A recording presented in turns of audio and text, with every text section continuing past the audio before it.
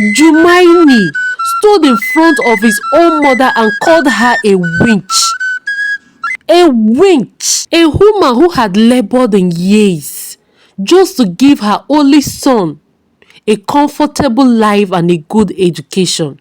Leave my house now, you winch. Ruth stood at the entrance of the door, confused. At 28 years old, Jumaini was admired by many. He was handsome, wealthy, educated and successful. He owned several businesses and employed hundreds of workers. Inside his mansion worked numerous servants who attended to his every need. But very few people knew the painful story behind the success. Very few knew about the woman who had sacrificed everything so that he could stand where he was today. Years ago, life had not been kind to her. When Jumaini was only 6 years old, tragedy struck their family. His father Michael was involved in a terrible accident while returning from work one rainy day. The news shattered Ruth's world. The man who had been her partner, provider and greatest support was suddenly gone. She became a widow overnight. At the funeral, people cried. Family members comforted her. Neighbors whispered words of encouragement. But once the burial ended and everyone returned to their lives, Ruth faced the harsh reality alone. She had no substantial savings, no wealthy relatives, no inheritance, only a small rented apartment and a young son who depended entirely on her. Many advised her to remarry. Others suggested she send Jumaini to live with relatives, but Ruth refused. She looked at her son one night as he slept peacefully beside her. His tiny chest rose and fell gently. His innocent face reminded her of his father. I will not fail you, my son. From that day forward, Ruth became both mother and father. She worked before sunrise every morning. She washed clothes for wealthy families. She sold vegetables at the market. She cleaned houses. Sometimes she worked so hard that her hands developed painful blisters. She never complained. Every penny she earned went towards feeding and educating her son. There were days when food was scarce. On those days, Ruth would pretend she wasn't hungry. She would place the last portion of food before Jumaini. I am not hungry, she would lie. Eat, my son. Little Jumaini would smile and eat happily. Only after he slept, Ruth cried quietly from hunger. Her sacrifice continued. Whenever school fees were due, she somehow found a way to pay. When Jumaini needed books, she bought them. When he needed uniforms, she provided them. Sometimes she borrowed money. Sometimes she sold her belongings. But she never allowed her son to lack educational opportunities. As the years went by, her hard work began to bear fruit. Jumaini excelled in school. Teachers praised him. Classmates admired him. He eventually earned admission into one of the country's best universities. The day his admission letter arrived, Ruth cried uncontrollably. Neighbors thought something terrible had happened. Instead, they found her holding the letter tightly against her chest. My son is going to the university, she said between tears. For the first time in many years, her tears were tears of joy. She worked even harder to support his education. Though her body grew weaker with age, her determination never faded. 4 years later, Jumaini graduated with honors. The graduation ceremony was held on a bright Saturday morning. When Jumaini walked across the stage to receive his certificate, he searched the crowd. There, seated among hundreds of people, was Ruth. Her dress was old. Her shoes were worn. But her smile shined brighter than anyone else. Their eyes met. And for a moment, every sacrifice she had ever made seemed worthwhile. After the ceremony, Jumaini embraced her tightly. Thank you, Mom. Thank you for everything you did for me. Ruth smiled.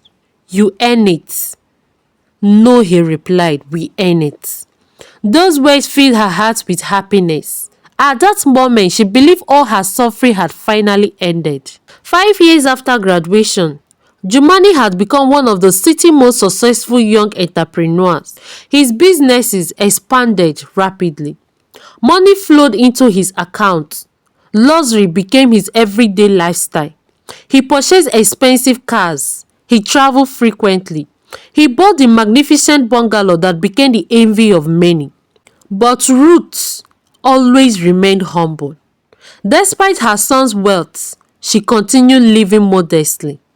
Whenever Jumani offered her extravagant gifts, she accepted only what she truly needed. Her greatest joy wasn't money. It was seeing her son succeed. Jumani hosted a lavish party at his mansion. Business partners, celebrities, and influential individuals attended. Among the guests was his closest friend, Benjamin. Jumani trusted Benjamin completely. The two had known each other for years. Benjamin always appeared supportive, always smiling, always encouraging. Benjamin came from a troubled background. Unlike Ruth, his own mother has neglected him throughout his childhood. She rarely showed affection, rarely offered guidance. As a result, Benjamin grew up emotionally wounded. When he observed the close relationship between Jumani and his mom, bitterness began to grow inside him. He hated seeing a mother genuinely love her son. It reminds him of everything he had lacked. One day, Benjamin visited Jumani. The two friends sat beside the swimming pool. Benjamin stared thoughtfully at the water, then he sighed. "What is it?" Jumani asked. "I don't know if I should tell you." "Tell me what?" "It's about your mother." "My mom? What about her?" Benjamin lowered his voice. "I have heard some disturbing things." Immediately, Jumani became concerned. "What things?" Benjamin pretended to be reluctant. "I don't want to create problems." "Benjamin, talk." "What things?" Benjamin sighed dramatically. "People say your mother does not like seeing you succeed." "Ha ha ha." Jumani laughed. "That is ridiculous." "I thought so too." "Then why bring it up?" "Because several people mentioned it." Jumani's smile faded slightly. Seed of doubts had been planted. Benjamin noticed the change and smiled inwardly. His plan had begun. Benjamin continued feeding Jumani's mind with suspicious stories. Every conversation somehow returned to Ruth. Every discussion contained subtle accusation. Gradually, Jumani became confused. The trust he once had in his mother began weakening. Jumani arrived unexpectedly the next day. He appeared nervous, urgent, concerned. "Jumani, we need to talk." "What happened?" Benjamin sat down. "I visited a powerful prophet yesterday." "A prophet?" "Yes, Prophet Fire. The name sounded dramatic. Benjamin nodded seriously. "This man sees hidden things." "Hidden things?" "He told me something shocking." "What?" "He mentioned you." Jumani had skipped. "Me?" "Yes." "What did he say about me?" "What did he say about me?" Benjamin looked comfortable. "I don't know if you are ready. Just tell me." Benjamin took a deep breath. "He says someone very close to you is fighting your destiny spiritually." Jumani stared at him. "And he said it is your mom." Jumani remained silent for few seconds. Then he laughed. Benjamin remained serious. "I am not joking. This is nonsense." "I thought so too." Jumani stood up in anger. "My mother suffered for me. She sacrificed everything. She loves me." Benjamin nodded slowly. "Then come and hear from the prophet's mouth." Benjamin pressed further. "If the prophet is lying, you will know." The trap was already set. Jumani agreed. 3 days later, they traveled to a remote prayer center of the outskirts of the city. The building looked mysterious. People move around carrying prayer items. Strange sound echoed through the compound. At the center sat Prophet Fire. When Jumani entered, the prophet stared at him. Then he shouted, "Spirit of destruction, out!" And Jumani has no idea he was walking directly into deception. The prayer hall fell silent after Prophet Fire shouted. Everyone's attention turned towards Jumani. The prophet closed his eye dramatically and began speaking in a deep voice. "I see a woman. I see an elderly woman. Oh, yes, an elderly woman." Jumani's heart began to race. "She carried you as a child. She raised you." Jumani stared in confusion. Benjamin sat nearby, pretending to be shocked. "Hey, I said it." The prophet suddenly pointed to Jumani.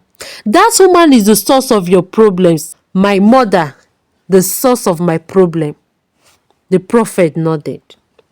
"She appears kind physically, but spiritually, she is dangerous." Something inside Jumani told him it wasn't true.